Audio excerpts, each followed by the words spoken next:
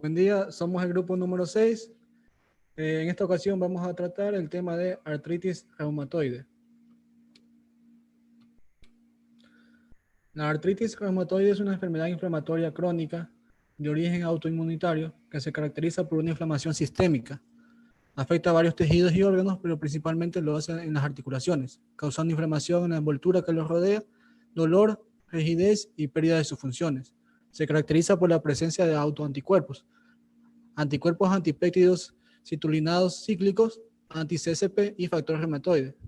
Estos anticuerpos son marcadores serológicos específicos para el diagnóstico de esta enfermedad. Estos anticuerpos forman inmunocomplejos que favorecen la inflamación y destrucción de las articulaciones. Es una de las enfermedades autoinmunitarias más frecuentes a nivel mundial. De hecho, el 1% de la población general la padece. Afecta con mayor proporción a mujeres con una relación de 3:1. Su incidencia es entre los 30 y 55 años de edad. Las zonas afectadas, puede aparecer en cualquier articulación, generalmente en hombros, muñecas, manos, rodillas, tobillos y pies. La etiología de esta enfermedad se desconoce, pero se consideran ciertos factores predisponentes, como factores genéticos, factores ambientales, inmunológicos.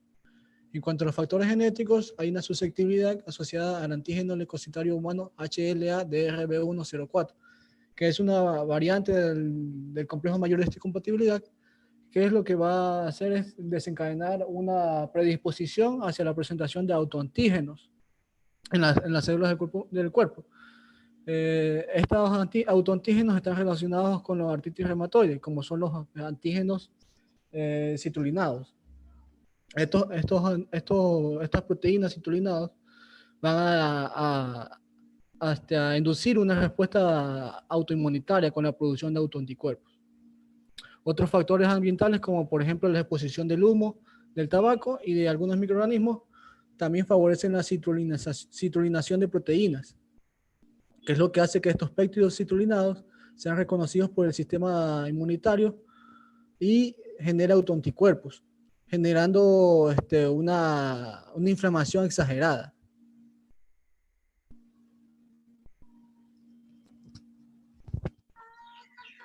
Continuamos con las pruebas diagnósticas de laboratorio. Entre ellas tenemos la BSG. Esta prueba debe determinarse en todo paciente con sospecha de artritis reumatoide o alguna enfermedad establecida como marcador de inflamación. Un valor elevado de BS o BSG en un paciente con artritis reumatoide de inicio reciente es predictivo del daño en las articulaciones. Por otro lado, tenemos la proteína C reactiva. Esta prueba es un mejor indicador que BSG, ya que es más rápida y más ajustada a la evaluación de la enfermedad. Su concentración aumenta en los procesos inflamatorios y su detección es por inmunoensayo de fluorescencia, que cuantifica la proteína C reactiva, ya sea en suero, en sangre completa o plasma.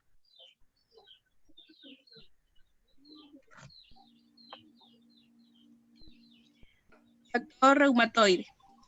Esta prueba está constituida por autoanticuerpos que reaccionan contra la porción FC de las IgG. El principal isotipo es la IgM, pero también pueden ser la IgG, la IgA e IgE. Las concentraciones elevadas del factor reumatoide se asocian con una enfermedad articular. Cabe recalcar que esta prueba es de baja especificidad. El factor reumatoide puede determinarse por pruebas de aglutinación con látex o nefelometría, como el factor reumatoide látex. Es una técnica de aglutinación para detección cualitativa y semi-cuantitativa de factores reumatoides en suero humano, donde las partículas de látex recubiertas con globulina humana son aglutinadas por factor reumatoide presente en las muestras. Voy a explicarles la imagen un poco breve. Esta prueba consiste entre un control positivo, un control negativo y el suero, la muestra. Un resultado positivo se va a presentar una aglutinación y el resultado negativo no va a presentar aglutinación. En este caso, este test muestra un resultado negativo. Indica que el paciente no presenta artritis reumatoide.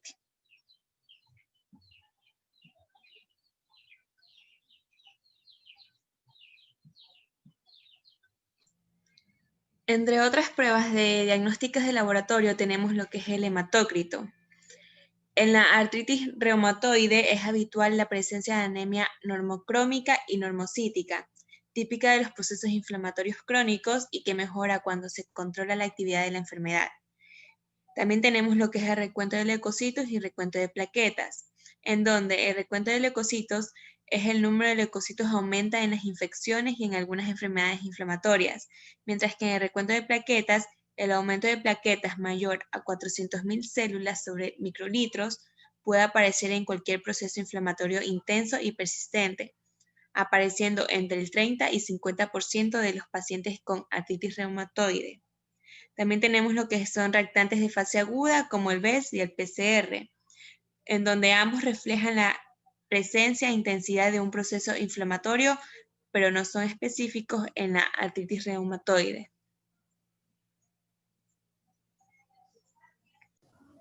Anticuerpos antipéptidos citrulinados cíclicos.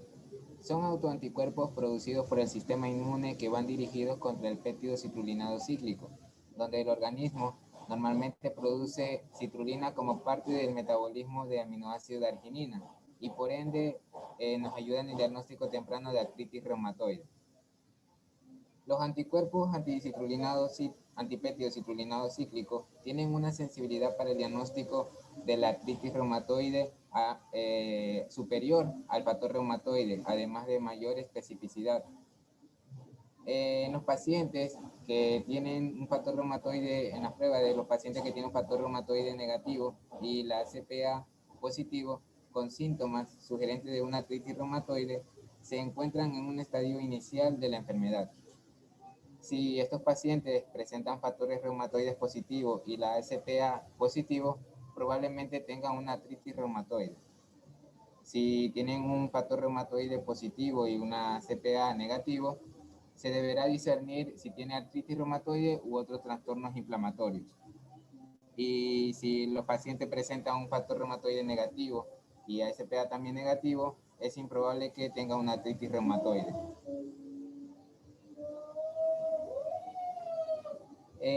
Aquí esta es una técnica de ELISA para la detención de anticuerpo IgG de un paciente que probablemente presente una artritis reumatoide.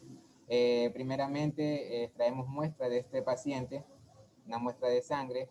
Luego, mediante una placa de ELISA, vamos a utilizar antígenos antipéptidos citrulinados cíclicos para la detención de anticuerpo IgG del paciente. Entonces, el paciente su muestra tiene que presentar anticuerpos antipéptidos citrulinados cíclicos, donde esta la vamos a llevar a una incubación y durante ese proceso de incubación, estos anticuerpos anticuerpo del paciente se va a unir básicamente al antígeno antipéptido citrulinado cíclico.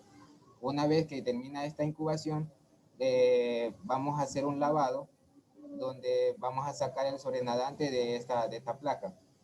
Una vez terminado este lavado, nosotros vamos a añadir un conjugado que es un conjugado que va a detectar anticuerpos IgG del paciente. Luego de que le añadimos ese conjugado, lo vamos a llevar nuevamente a una incubación y durante ese proceso de incubación, estos conjugados se van a unir al anticuerpo del paciente que para la detención y luego que termina esta incubación, vamos a llevarlo nuevamente a otro lavado para sacar el sobrenadante.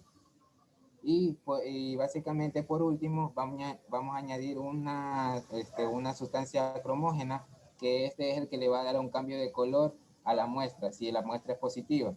Si la muestra es negativa, esta sustancia cromogénica no se va a unir o no va a detectar este conjugado y no va a haber un cambio de color. Pero si detecta que si se une al conjugado, entonces hay una detención de que el paciente presenta autoanticuerpos antipéptidos citrulinados cíclicos y esto va a provocar un cambio de color, como vemos aquí en la imagen, que son dos colores amarillos intensos, que esto indica que el paciente es positivo y padece de artritis reumatoide.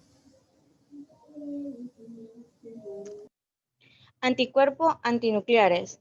Se detectan en un 25% de los pacientes, sobre todo en los serotipos con factor reumatoide. Una de las características de los padecimientos reumáticos de origen autoinmune es la diversidad de autoanticuerpos dirigidos contra antígenos intracelulares, algunos altamente específicos, tales como DNA o pequeñas partículas nucleares ribonucleoproteínas. También está presente en el síndrome de Sjögren, entre otras. El estándar de oro para su detección es la inmunofluorescencia indirecta, que son sus diversos patrones de fluorescencia que permiten identificar la presencia de autoanticuerpos. En las siguientes imágenes que observamos es el patrón homogéneo, que se caracteriza por una tensión homogénea en el núcleo, cuya intensidad puede variar dependiendo de la concentración de los anticuerpos presentes en el suero. La placa de la cromatina en células en división puede estar teñida de manera compacta, como vemos en la primera imagen. En la segunda, diluida, delineada, y en la tercera, difusa. Y los núcleos pueden o no estar teñidos. Anticuerpos antiqueratina ACA. La técnica de inmunofluorescencia indirecta detecta los ACA en pacientes con artritis reumatoide, el cual presentaban una sensibilidad del 36 al 59% con una especificidad del 88 al 99%. Los ACAs van dirigidos contra las proteínas filagrina y la profilagrina humanas y por ende presenta una elevada especificidad para artritis reumatoide. Los sueros positivos producen un típico patrón estratificado en el epitelio queratinizado. El valor del diagnóstico de los ACAs mediante inmunofluorescencia indirecta lo han establecido 12 grupos de investigadores, que han establecido 12 conjuntos, más de 4.000 pacientes, incluyendo más de 1.500 afectados con artritis reumatoide. Anticuerpo anti-Ro-SSA. Son inmunoglobulinas contra proteínas de 52 KD y 60 KD asociadas a ARN. Estos autoanticuerpos se encuentran en mayor frecuencia en varias enfermedades autoinmunes como el síndrome de Sjögren o artritis reumatoide, entre otras. Su frecuencia oscila entre un 3 y un 40% cuando se utilizan técnicas de inmunodifusión, de contrainmunoelectroforesis o IB. Sin embargo, el uso de esta técnica de ELISA y la precipitación inmune demuestran anticuerpos anti-Ro o SSA hasta un 30 y un 50% de los pacientes respectivamente. Los pacientes con artritis reumatoide que presentan este anticuerpo tienen un mayor riesgo de síndrome de Zika. Estos anticuerpos también se encuentran asociados al lupus neonatal, ya que se han encontrado positivos hasta en el 100% de las madres que presentan esta complicación. También se asocian al bloqueo auriculoventricular congénito, por lo que es recomendable que a las pacientes con enfermedades autoinmunes en embarazo se les realice este tamizaje. Afortunadamente, la probabilidad de presentar esta complicación es muy baja, alrededor de un 2 a un 3% de los casos.